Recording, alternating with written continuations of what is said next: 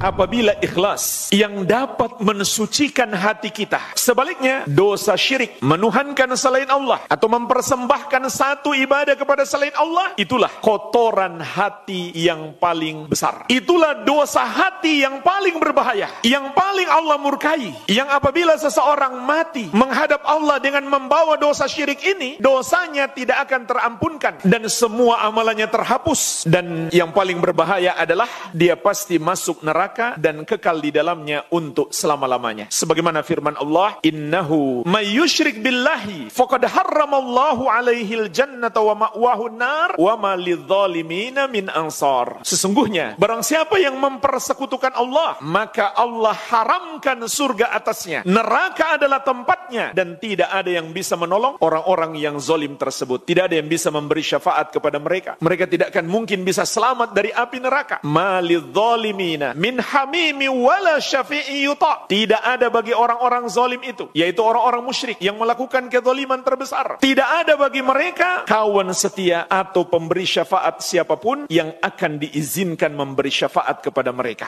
Inilah jemaah sekalian, kotoran hati yang paling besar. Di hatinya dia menduakan Allah, di hatinya dia meyakini ada penguasa alam ini selain Allah, pencipta selain Allah, pemberi rezeki selain Allah, atau di hatinya dia meyakini ada selain Allah yang berhak disembah, atau dalam hatinya dia tawakal, bergantung hati kepada selain Allah karena dia meyakini ada selain Allah yang maha mampu memberi manfaat atau menimpakan mudarat. Dan semua bentuk keyakinan-keyakinan syirik di hati seseorang, itulah dosa hati yang paling besar.